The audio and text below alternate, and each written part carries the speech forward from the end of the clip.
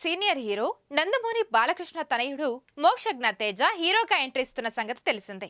Hanuman fame Prashanth Varma చేతుల మీదుగా నందమూరి వారసుడు తెరంగేట్రం చేయడానికి రెడీ అవుతున్నాడు. ఇప్పటికే అతడి డెబ్యూ ప్రాజెక్ట్ను అధికారికంగా ప్రకటించారు. ప్రస్తుతం ప్రీ ప్రొడక్షన్ స్టేజ్లో ఉన్న ఈ సినిమాని త్వరలోనే సెట్స్ మీదకు తీసుకెళ్లనున్నారు.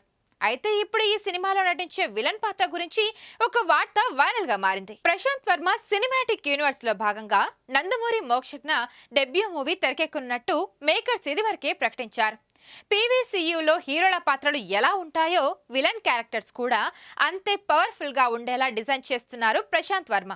అందుకే విలన్ పాత్రల్లో పాపులర్ యాక్టర్స్ ను తీసుకోవాలని భావిస్తున్నారట. ఇందులో భాగంగా మోక్షు సినిమాలో తమిళ హీరో ధ్రువ్ విక్రమ్ ను విలన్ రోల్ కోసం సంప్రదిస్తున్నారనే ఒక ఇంట్రెస్టింగ్ గాసిప్ వినిపిస్తుంది. కోలీవుడ్ వర్సటైల్ యాక్టర్ చియాన్ విక్రమ్ తనయుడు ధ్రువ్ ఇప్పటికే తండ్రి బాటలో ఇండస్ట్రీలో అడుగుపెట్టాడు. అర్జున్ రెడ్డి తమిళ రీమేక్ ఆదిత్యవర్మ సినిమాతో హీరోగా పరిచయం అయ్యాడు. ఆ తర్వాత తన తండ్రి విక్రమ్ తో కలిసి మహాన్ మూవీ చేశాడు.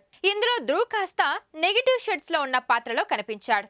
ఈ రెండు సినిమాలు నటుడిగా మంచి పేరు తెచ్చిపెట్టాయి. ప్రస్తుతం పారంజిత్ నిర్మాణంలో మారి సెల్వరాజ్ దర్శకత్వంలో బిసోన్ అనే మూవీలో నటిస్తున్నారు. ఇక హీరోగా ధ్రువ్ విక్రమ్ బిజీగా మారుతున్న టైంలో నందమూరి వారసుడికి విలన్ గా నటిస్తారనే రూమర్లు వస్తున్నాయి. అది కూడా కెరీర్ ప్రారంభంలోనే విలన్ గా నటిస్తాడా? అది సాధ్యమయ్యే పనేనా?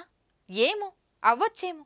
ఎందుకంటే ప్రశాంత్ వర్మ సినిమాటిక్ యూనివర్స్ లో విలన్ పాత్రలకు చాలా ప్రాధాన్యత ఉంటుంది.